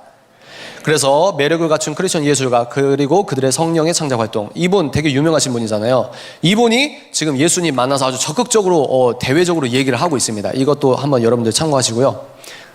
쭉쭉 가겠습니다. 이런 농객이나 영화나 이런 것들을 하는 사람이 필요하다. 자, 이제 레비스탕스 분석. 좀 민망하시겠지만 네, 귀엽게 봐주십시오. 네. 이것은 이제 제가 듣기로 이제 아이폰이 맞다고 하더라고요. 그러니까 이거 보세요. 내가 국제적으로 한국에 없어도 아이폰 하나 세워놓고 내가 하나님을 찬양해요. 아무도 안 봐도 상관없어요. 왜? 영상으로 올릴 거거든요. 우리 채널의 구독자들은 이 서사가 같이 가는 겁니다. 이제 한국에서 오글짝보글짝 이것도 대시 오케이. 근데 뭐예요? 구독자들은 이미 알아요. 국제적으로. 이 사람이 어디 있든 어느 장소, 어느 시간이든 내가 예배하는 걸 이제 영상화할 수 있다는 겁니다. 그리고 옛날에는 제발 내 영상 올라가게 해주세요. PD 집 앞에서 밤새 기다리는 시대가 아니라 내가 내 채널에 알아서 올릴 수 있다는 거예요. 이 영상이 의미하는 바는 저는 이렇게 생각합니다. 한 팀의 문화사역이 지리적 시간적 한계를 넘어 유기적 글로벌 서사를 만들어간다. 이게 되게 무서운 거예요. 구독자들은 왜 레지스탕스, 왜 이거 지금 미국에서 찍고 있지? 이런 것들을 구독자들은 이분은 이러이러해서 이런 거야, 이런 걸 대략적으로 안다는 겁니다. 서사가 같이 만들어진다는 거예요. 국내외 레비스탕스 구독자들은 레비스탕스 채널 서사를 함께 따라가고 있습니다. 즉 지금 레비스탕스가 만들어가는 서사가 이게 되게 중요하다고 생각해요. 여러분 이게 굉장히 중요합니다. 이 레비스탕스 채널은 그냥 기존의 CCM 채널이 아니라고 생각해요. 왜냐하면 지금 이 채널의 구독자들은 범세계적입니다. 한국에만 매여 있는 게 아니에요. 뭡니까? 국내용이 아니다. 이 서사가 국내용이 아니다. 5년 뒤, 10년 뒤에 단위가 다른 성장을 할 가능성이 높다고 생각합니다. 아멘이십니까? 아니 어떻게 나만 더 신나는 것 같아. 여러분 우리 여기 교회 일 아닙니까? 왜 나만 신난 것 같지? 5년 뒤, 10년 뒤 단위가 다른 성장이다. 아멘? 아니 꼭 힐송만 유명해서 호주에 그 관광 투어가 생깁니까 여러분? 안 그렇습니까? 이 믿음 봐봐. 너무 커. 믿음이 너무 커. 우리가 이 판교회 이 교회에서 이렇게 뜨겁게 예배하는 걸 소망하는 해외 사람들이 찾아올 거라고 생각합니다. 아멘이십니까? 그냥 허구적인 이야기가 아니라는 거죠. 썸네일 보십시오. 얼마나 아름답습니까? 그리고 이 썸네일도 되게 아름다운 것 같아요. 이런 해외 사역에서 이렇게 하신 게 어떤 의미냐? 보통은 교회 해외 말씀 사역과 레비스탕스 문화 콘텐츠 제작이 병행됐다는 겁니다. 그러니까 보통 목사님께서 해외 사역 가시면 찬양팀 같이 가서 찬양 부르고 거기서 끝나는데, 목사님 사역 플러스 레비스탕스라는 CCM 팀이 있다고 하면 여기서 영상 제작도 병행된다는 거예요. K복음 전파의 생산성과 전파력이 극대화됐다. 오프라인과 온라인 합쳐서 온라인이라고 하잖아요. 선교의 새 패러다임을 쓰고 있다라고 생각합니다. 저는 이 두 영상을 보고 그걸 생각했다 이 말이에요. 또 자동차에서 부르신 거, CCM 문화사역의 모바일 콘텐츠와의 좋은 예시다. 저는 그렇게 생각했습니다. 제가 이걸 왜 하죠? 비대칭 전략무기. 하나님, 우리들의 다윗의 물맷돌이 무엇입니까? 예배자의 찬양, 예배자의 창작, 예배자의 영상, 예배자의 글. 이게 지금은 한 사람의 믿음의 글과 선포와 창작이 엄청난 영향력을 끼치고 있다는 거예요. 그리고 실제 여러분들이 그걸 목도하고 있는 겁니다. 그래서 어느 교회 강단 밖에 어느 때 어느 곳 어떤 방식으로든 예배할 수 있다는 문화 교육과 동시에 크리스천 예술가의 다양한 창작 시도의 좋은 예시다. 그래서 최근에 올라온 거 여러분들 이거 보신 분 있으세요? 다 보셨죠? 여러분 여기서 이거 보시고 좋아요 안 눌렀다 손. 여러분 이런 거 좋아요 눌러야 됩니다. 이게 선교예요. 아니 손가락 그것도 힘들어요? 누가 댓글 쓰라고 했나? 좋아요 누르시고, 여기 지금 레비스탕스 유튜브 구독 안 했다. 솔직히 손. 여러분 회개하십시오. 아니 한 마음으로 우리가 도와줘야죠. 어떻게 되는 거야 지금? 좋아요 누르고 구독하기 누르고, 좋아요가 많아야 보편 알고리즘에 뜰 수 있는 확률을 높일 거 아닙니까? 그래서 이런 외국어로 찬양하는 거 누가 혹시 몰라요. 자살하려고 하다가 알고리즘 떠서 이 찬양 듣고 내가 예수의 생명으로 내가 죽음에서 생명으로 돌릴지 어떻게 합니까? 그래서 우리가 한국에서 팍팍 밀어줘야 된다 이 말입니다. 그래서 이 영상을 보고서는 K복음 콘텐츠 글로벌 수출의 전형이다. 우리가 수출하고 있다. 한국교회가 뉴미디어 복음 콘텐츠 창작소가 됐다. 여기서 제가 더크로스 처치라고 쓰면은 너무 이제 여러분들 너무 이제 앞서가면 미움을 받을 수 있어요. 그래서 제가 한국교회라고 썼습니다. 그래서 더크로스 처치가 뉴미디어 복음 콘텐츠 창작소가 되는 거다. 개교의 담장과 국가의 국경을 뛰어넘는 문화사역의 수원지가 되는 거다. 이것이 K부흥이고, 이런 의미에서 K부흥은 현재 역사하고 있는 중이고, K부흥은 지금 만들어지고 있다는 겁니다. 여러분들 여기서 뜨겁게 찬양하시고 두 손 들고 자유하게 아멘하고 예수님 사랑해서 소리치고, 이 자체가 부흥이 만들어지고 있다고 생각합니다. 아멘이십니까? 그리고 이런 여러 영상들이 있습니다. 다양해요. 이게 뭘 얘기하는 거냐면, 이 다양하잖아요. 여러분들 다른 채널 같은 거 보시면은 좀 일괄적입니다. 근데 이제 레비스탕스 같은 경우는 굉장히 예술적이에요. 이것도 하시고 저것도 하시고 저것도 하시고. 뭡니까? 플러스 뭐요? 서사가 국제적이다. 한국에 매여있지 않다. 그래서 어떻게 될지 모른다 라고 제가 하나의 예를 드는 거예요. 크리스천 예술가의 복음적 전략적 비대칭 무기의 예를 드는 겁니다. 그래서 여기서 중요한 게 뭐냐, 크리스천 예술가 팀의 성령 충만은 그런 게 있어요. 우리가 예수를 막 열심히 믿으면 유교적 획일성이 아니다. 각 멤버들의 십자가 개성의 발현됨과 동시에 예수님 지체로의 하모니가 긴장과 균형을 이뤄 고유한 색채로 서사를 이뤄간다. 무슨 말이냐, 내가 예수님을 잘 믿으면 믿을수록 우리 팀이 그냥 똑같아지는 게 아니라, 아까 제가 뭐라고 했죠? 십자가 예수께 내 자아를 굴종하고 순복하는 이상 거기서부터 개성이 나오는 거예요. 각 아티스트들의 개성이 하모니가 이뤄서 성령 충만이 저렇게 아름답구나를 보여준다는 겁니다. 팀적으로도 아름답고 개개인적으로도 아름답고, 이 하모니가 하나님께서 조율해 가신다는 거예요. 그래서 이 썸네일 보시면 옷이, 여러분 옷 색깔 예쁩니까? 안 예쁩니까? 각자 개성이 있어요, 없어요? 멤버가 있잖아요. 근데 개성이 있는 동시에 하나의 아름다운 하모니를 이룹니다. 이런 어떤 영적인 긴장과 균형이 적절하게 배치가 되어 있다고 생각합니다. 그래서 구체적인 방법론 전제는 여러분들 넘어가겠습니다. 그래서 성령님께서 여러분들 그러면 나도 나의 브랜딩 해야지 해서 여러분 자의적으로 넘어가지 마시고 하나님께 성령 충만해서 걸어가는 것 자체가 성령 하나님께서 여러분들을 브랜딩하고 계시는 과정입니다. 믿으시길 바라요.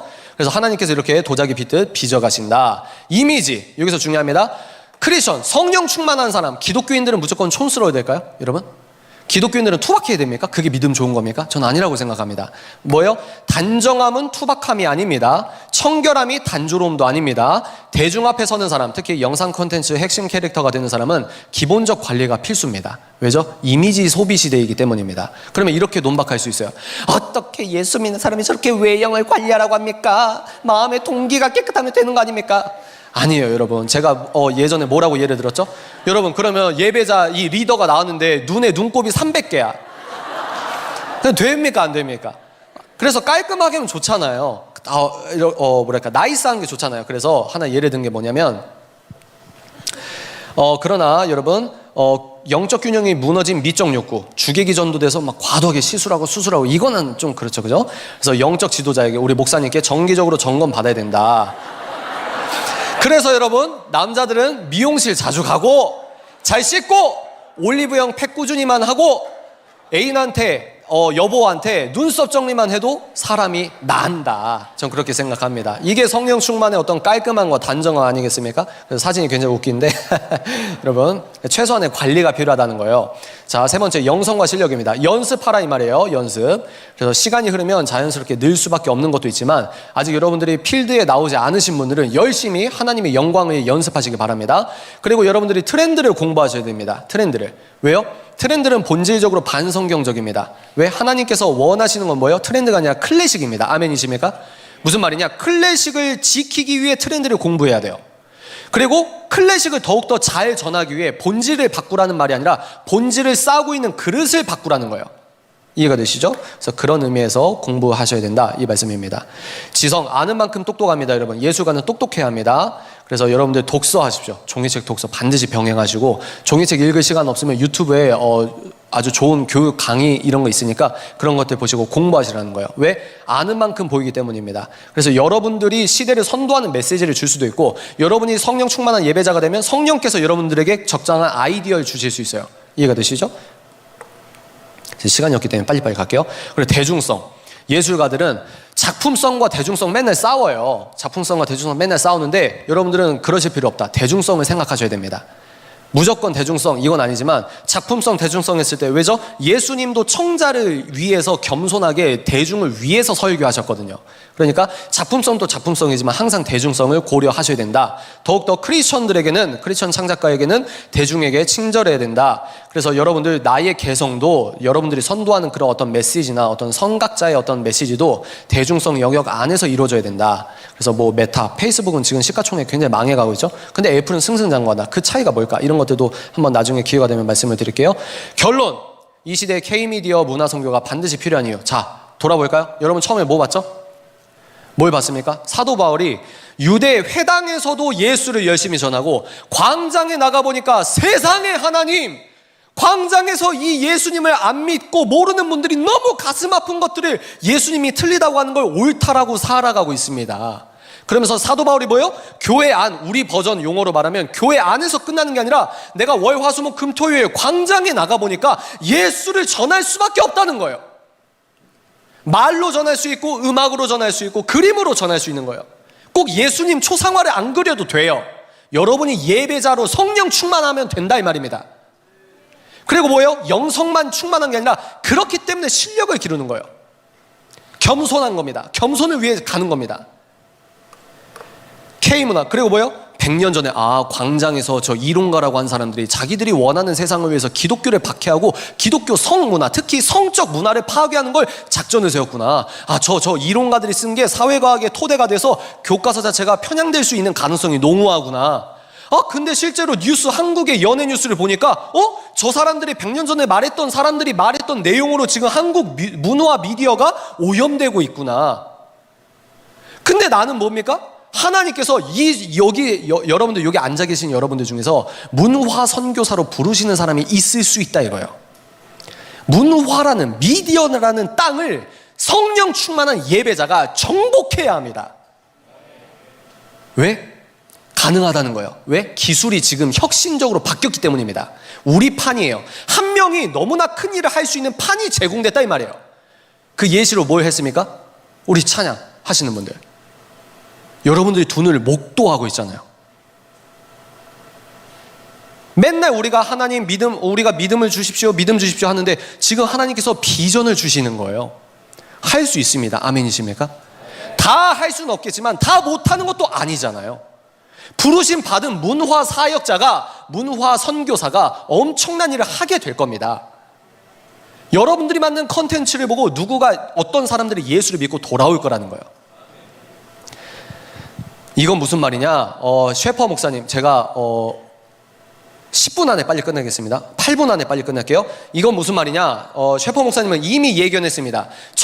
지금은 철학자나 성직자분들이 옳고 그름을 영향력 있게 전하는 시대가 아니에요. 지금 이 시대는 어떤 사람들이 이게 선이야, 이게 악이야, 선과 악을 규정하는지 아십니까? 예능, PD, 영화, 배우, 연예인들이에요. 그래서 더욱더 크리스천 예술가가 필요하다는 말입니다. 다시, 현대인 사회에서 선과 악이 이거야 라고 설교하는 사람들이 예술가라는 거예요.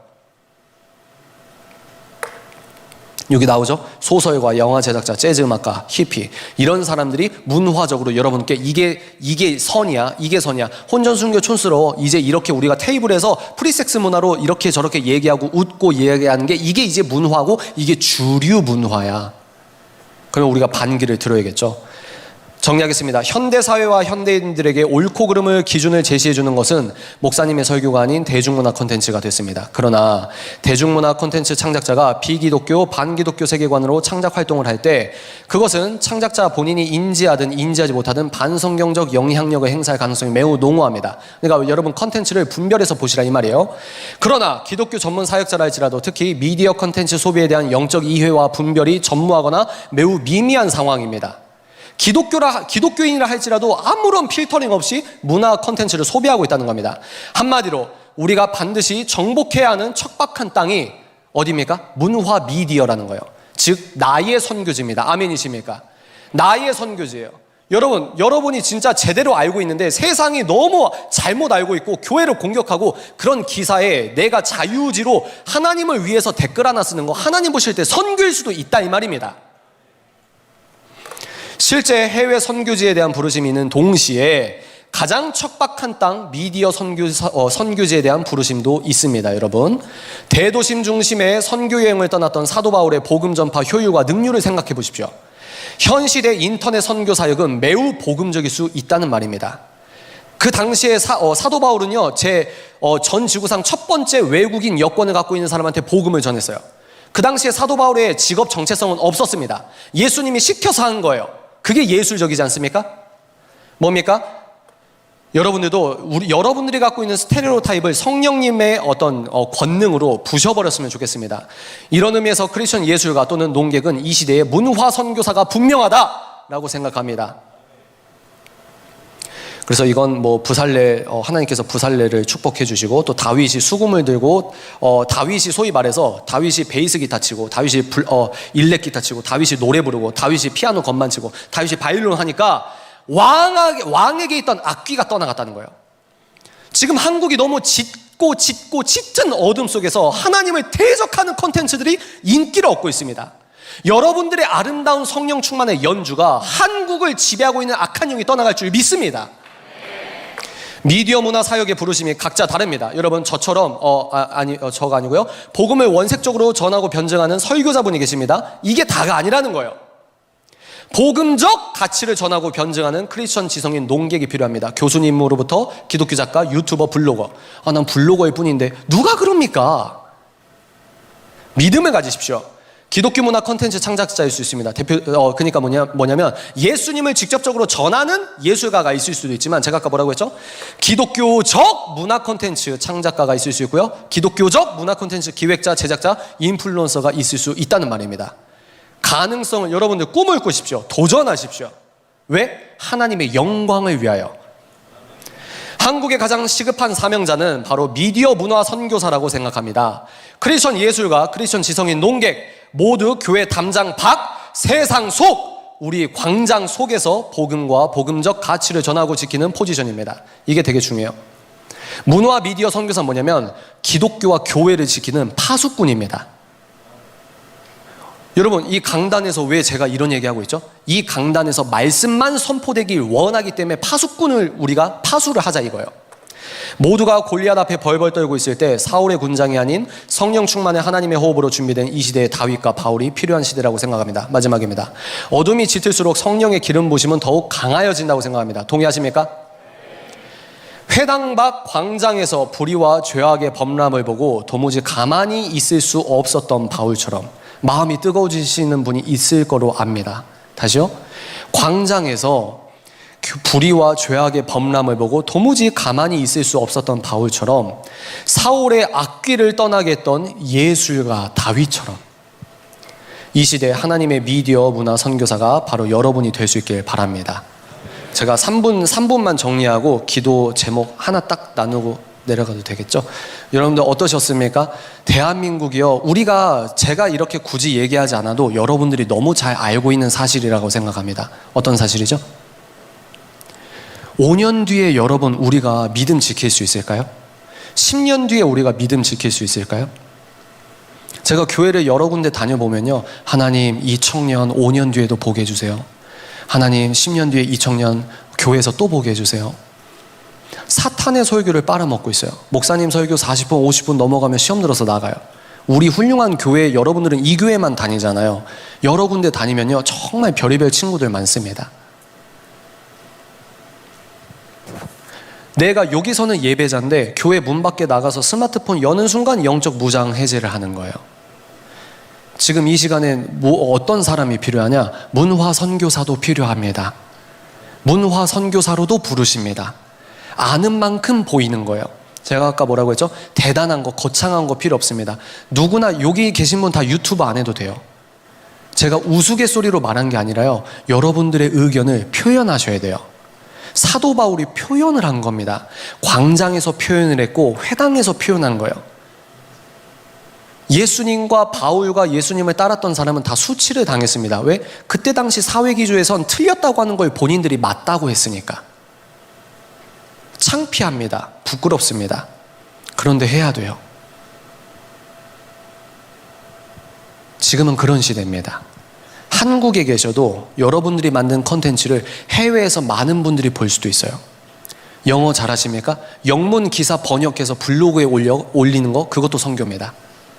여러분들 뉴스 하나 보세요. 정말 마음이 아픕니까? 왜 교회의 이런 부분을 이렇게 왜곡하지? 왜 교회의 교회됨을 이렇게 방해하지? 그런 건 싫어요 하나 누르는 거, 이게 선교예요. 웃긴 얘기가 아닙니다. 그게 선교예요. 표현하라는 거예요. 댓글로 쓸 수도 있어요. 전화를 할 수도 있어요. 극단적인 기독교인, 극우 그런 사람들이 아니라 하나님의 영광을 위해 가장 깨어난 스마트 크리스천 자유시민이라고 생각합니다. 미디어, 문화 영역의 선교사로 부르심 받은 여러분들, 그리고 그 한복판에서 정말 새로운 기적을 영상 하나 업로드할 때마다 새로운 기적을 써가고 계시는 더 크로스 처치 성도 여러분, 우리나라를 살려주십시오. 우리 다음 세대 문화를 지켜주십시오. 그래서 우리가 한 가지 기도하고 내려가도록 하겠습니다. 청년분들께서 이렇게 뜨겁게 찬양하는 교회가 별로 없어요, 여러분. 청년들이 이렇게 두 손 들고 자유롭게 정말 예수님 사랑해서 기도하는 교회 별로 없습니다. 우리 더 크로스 처치가 등대가 되어 주십시오. 여러분들의 찬양 소리 듣고 많은 청년들이 깨어나고 돌아올 수 있도록 기도해 주십시오. 그리고 정말 예비된 하나님의 문화 선교사가 우리 더 크로스 처치에 찾아와 주시길 간절히 바랍니다. 여러분들의 아름다운 곡조 소리가 이제 한국에서 역수출되어서 서유럽에서 예수 영광 제대로 듣지도 못하는 청년들에게 우리의 찬양이 선포되길 바랍니다. 우리의 말씀이 자막이 달려서 선포되길 바랍니다. 복음의 컨텐츠가 역수출되어서 전 세계 사람들이 한국의 K부흥의 맛을 보며, 아, 예수님 살아계시구나, 예수님이 나의 참 의미의 구멍을, 이 그림자 같은 나의 영혼의 이 빈 구멍을 채워줄 수 있는 분이 유일한 예수 그리스도시구나. 인생에는 의미가 있구나. 예수님이 날 위로하시는구나. 남자와 여자 양성밖에 없던 거였구나. 하나님의 길을 따르는 것이 참된 행복이었구나. 여러분 중에 위대한 영화 감독 나오십시오. 여러분 중에 위대한 작곡가 나오십시오. 편곡가 나오십시오. 화가가 나오십시오. 웹디자이너가 나오십시오. 우리가 전할 목소리를 아름답게 포장해 주십시오. 우리 이 시간 하나님께 한 가지 하고 저는 내려가도록 하겠습니다. 하나님, 우리 대한민국 살려주십시오. 문화 미디어 영역에 거룩한 복음의 쓰나미가 일어날 수 있도록 도와주십시오. 마라나타 대한민국 마지막 역할을 할 때 문화 사역의 진지가 이 교회가 될 수 있도록 기도합시다. 우리가 주여 한번 크게 외치고 기도하도록 하겠습니다. 주여!